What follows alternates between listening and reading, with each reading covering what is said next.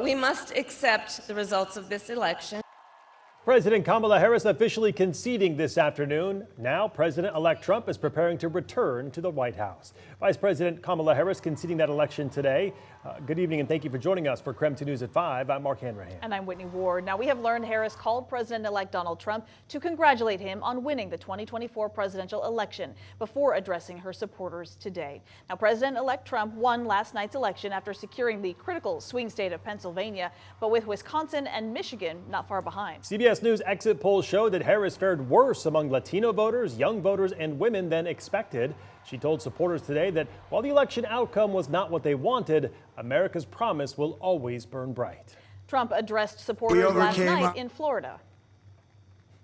We overcame obstacles that nobody thought possible, and it is now clear that we've achieved the most incredible political thing. Look what happened. Is this crazy? As for the phone call with Harris, the Trump campaign said they discussed the importance of a peaceful transfer of power, and Trump, quote, acknowledged Vice President Harris on her strength, professionalism, and tenacity. And while the dust settles in the presidential election, tonight KREM 2 has team coverage of the local results. KREM 2's Regan Gallo and Shannon Mowdy are standing by as we expect another ballot drop any moment now. But first, we are going to start with KREM 2's Christian Garza, who's been speaking with voters about the outcome of the election today.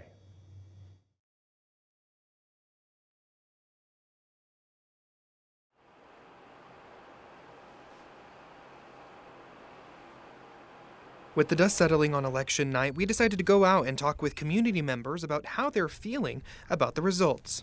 The divide is something that I really dislike within the States right now. Because I've lost friends over this, which sucks, you know, because just the views are so starkly different. Well, I think it's going to take more than 4 years to clean up the mess, to be very honest. And that's why I think we all have to work together. While there are differences in how people feel after the election, both of these community members agree the country has to work together to move forward. So I would hope that we just see, I don't know, some kind of unionization between all the states and Republicans and Democrats. It's just, we're all, you know, united citizens. I think we all have to work together if we want to preserve this country.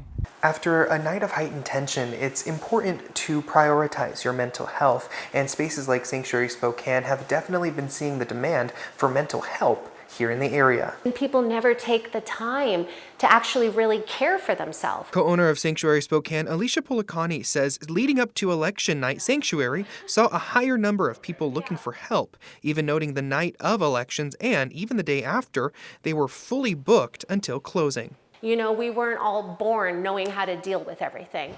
And there's a lot of issues and stressors that are brand new to us, you know, every year. Policani says if you feel uneasy and need to de-stress, there are some things that you can do at home, like unplug and sit in a dark and quiet room, draw yourself a hot bath, and spend some time outdoors in the sun to boost those serotonin levels. Christian Garza, KREM 2 News. Within the last few minutes, we also had a new drop of election results. So let's take a look at some of the closest uncalled races at this hour. We are keeping a close eye on the race for Washington's 4th congressional district. 2 Republicans are vying for that seat, and it remains too close to call. Incumbent Dan Newhouse had a slight lead over Jared Sessler after the initial returns, and as of 4:13 this afternoon, Newhouse has 50.45% of the vote compared to Sessler's 47.9%. That's according to the Washington Secretary of State's office. Newhouse has been under attack by former President Trump after the congressman voted to impeach Trump following the January 6th attack on the U.S. Capitol. And next up is Initiative 2066. This is a tight race right now with a majority of voters so far saying yes. So if it does pass, it would block state and local governments from restricting access to natural gas. Now, right now, there is a state law which impacts only Puget Sound Energy over in the Seattle area. The 3 other statewide initiatives were rejected by voters. Right now, Republican Spokane County Commissioner Al French is neck and neck with his Democratic opponent, Molly Marshall. Here's a look at the results if you could pull them up right there. Al French sitting at 51%, Molly Marshall close behind at 49% at this hour. KREM 2's Regan Gallo has been tracking ballot returns across the Northwest tonight. We catch up with her at the Kootenai County Elections Office in Idaho. So Regan, they didn't actually have their first drop of results until way later last night. So what can you tell us about vote counting today? Yeah, well, the Kootenai County elections clerk, Jennifer Locke, told me that they were tabulating all the way till 6 a.m. this morning. And Locke said that most ballots had 2 pages. However, one precinct had 3 pages, which took more time than usual. Kootenai County Elections Office says they had a total of 97,711 ballots cast for Election Day and also about 7,200 new registrations on Election Day. They say the office will spend the next 10 days canvassing the election and processing registration cards. For Spokane County, the elections auditor says the work continues. But we do know that we've got roughly 277,000 ballots here in hand, some of which have already been counted, and some are still being processed in the big equipment right behind us. Dalton says they are waiting on challenged signatures to come back for votes to be counted. People who have received a signature challenge letter from us that says they need to update their signature, they have until the 25th to get that back to us. Dalton says the election is not formally over until they certify everything by November 26. She also says there are still a few tight races like County Commissioner and the Superior Court judicial race. Now, Dalton also told me that an issue they saw was new voters to the area. They actually threw away their ballots. She claimed that there was a lack of misunderstanding in how the mail-in ballot system worked, so that also took some time for processing.